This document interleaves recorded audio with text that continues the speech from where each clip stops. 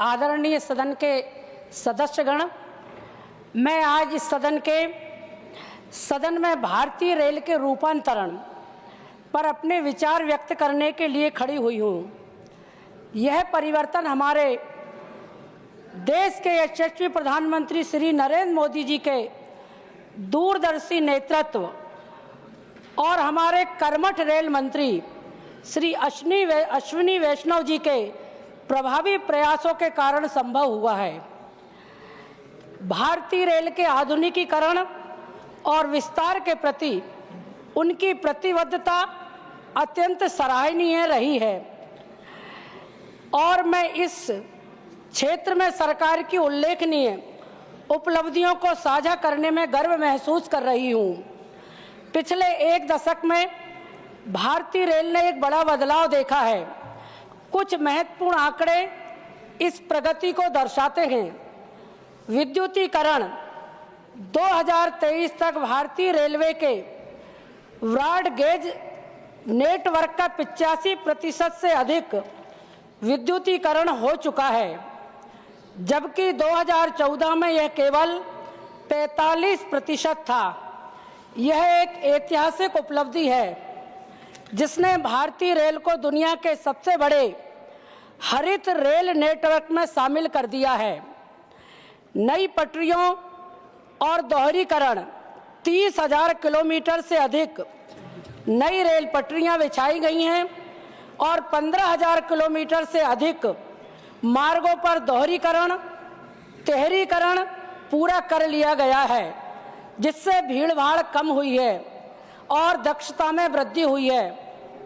माननीय महोदय, वंदे भारत ट्रेनें 2024 तक 51 वंदे भारत ट्रेनों की शुरुआत हो चुकी है, जो विश्व स्तरीय सुविधाओं और 160-180 किलोमीटर प्रति घंटे की गति से रेल यात्रा को नए स्तर पर ले जाने का काम कर रही हैं। माल वाहन गलियारे 2800 किलोमीटर लंबे पूर्वी और पश्चिमी समर्पित माल वाहन गलियारे लगभग पूर्ण होने की कगार पर हैं, जिससे मौजूदा रेल मार्गों की भीड़ कम होगी और भारत की आर्थिक वृद्धि को बढ़ावा मिलेगा। माननीय महोदय, मध्य प्रदेश मेरा गृह राज्य भी इस परिवर्तन का एक महत्वपूर्ण लाभार्थी रहा है। इटारसी नागपुर लाइन के दोहरीकरण, भारत के पहले विश्व स्तरीय स्टेशन हबीबगंज रानी कमलापति रेलवे स्टेशन के पुनर्विकास और भोपाल इंदौर जबलपुर को जोड़ने वाली वंदे भारत ट्रेनों की शुरुआत से राज्य के लोगों को अत्यधिक सुविधा मिली है।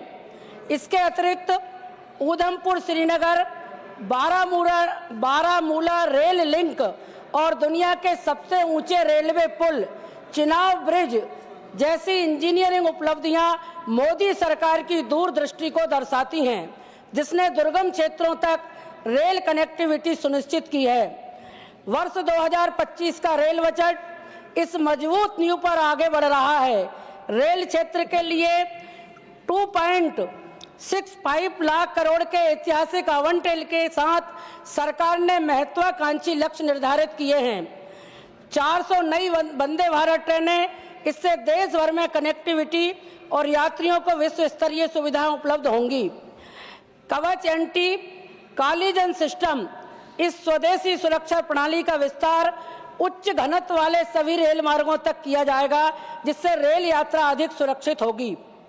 अमृत भारत स्टेशन योजना 1300 स्टेशनों के पुनर्विकास की योजना है, जिससे आधुनिक सुविधाएं उपलब्ध कराई जाएंगी और यात्रियों को सुविधा बढ़ेगी। हरित पहल, भारतीय रेलवे 2030 तक शुद्ध शून्य कार्बन उत्सर्जन प्राप्त करने की दिशा में अग्रसर है। सौर ऊर्जा से संचालित स्टेशन, जैव शौचालय और नवीकरणीय ऊर्जा का उपयोग जैसी पहल इस लक्ष्य के प्राप्त करने में सहायक सिद्ध होगी।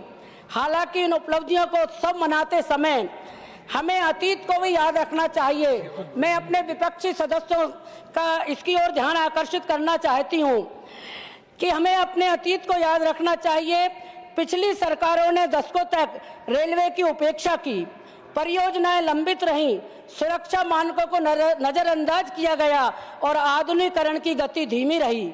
उदाहरण के लिए 2009 से 2014 के बीच रेलवे में वार्षिक निवेश औसतन केवल रुपए 4500 करोड़ था, जबकि 2025 में यह राशि 2.55 लाख करोड़ तक पहुंच चुकी है। नतीजन उस समय की रेलवे व्यवस्था देश की बढ़ती आकांक्षाओं को पूरा करने में असमर्थ रही।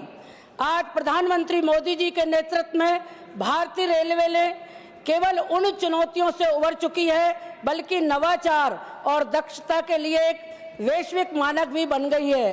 अतः मैं यह दोहराना चाहूंगी कि भारतीय रेलवे केवल एक परिवहन माध्यम नहीं रह गई है, बल्कि यह भारत की विकास गाथा का प्रतीक बन गई है। बजट 2025 के माध्यम से सरकार ने फिर से यह सिद्ध किया है कि वह एक नए भारत के निर्माण के लिए पूरी तरह प्रतिबद्ध है। एक ऐसा भारत जो जुड़ेगा, आधुनिक बनेगा और आत्मनिर्भर बनेगा। मैं सदन के अभी कुछ सदस्यों ने विगत दिनों भी बात कही और अभी भी कही कि कुंभ के समय में हमारे रेल मंत्री जी का हम अभिनंदन करना चाहेंगे। बहुत ही कर्मठ और सक्रिय रेल मंत्री जी और देश के यशस्वी प्रधानमंत्री नरेंद्र मोदी जी का भी हम अभिनंदन करना चाहेंगे कि प्रयागराज कुंभ जाने के लिए हर वर्ग का व्यक्ति कुंभ में स्नान करे और पुण्य लाभ अर्जित करे। इसके लिए स्पेशल महाकुंभ ट्रेनें चलाकर हमारी भारत की सरकार ने, हमारे रेल मंत्री जी ने हर छोटे छोटे स्टेशनों पर, क्योंकि जो हमारे सांसद साथी बात कर रहे थे, शायद वो कुंभ रेल द्वारा उन्होंने यात्रा नहीं की होगी। मैं स्वयं मेरे परिवार के साथ और कार्यकर्ताओं की बड़ी टीम को लेकर रेल यात्रा करके प्रयागराज कुंभ पहुंची थी। हर छोटे स्टेशन पर वो ट्रेन रुकती थी। वो ट्रेन छोटे से छोटे स्टेशन पर रुककर हर वर्ग के लोगों को लेकर जाती थी। और रेलवे विभाग, रेलवे कर्मचारियों का भी अभिनंदन करेंगे, जिन्होंने हर स्टेशन पर यात्रियों की सुविधा के लिए बोर्ड लगा रखे थे और यात्री अगर पूछते थे तो उनको गंतव्य स्थान पर ले जाते थे। अंत में मैं हमारी सांसद साथी जो दोला सोन जी, उनको रेलवे बजट पर बोलने के लिए खड़ा किया गया था, लेकिन वो रेलवे बजट पर बात न करके अपनी नेत्री के महिमा के गुणगान गा रही थी। भाई, हम सदन में अपनी बात बजट पर रखने के लिए खड़े हुए हैं। बहुत बढ़िया, धन्यवाद।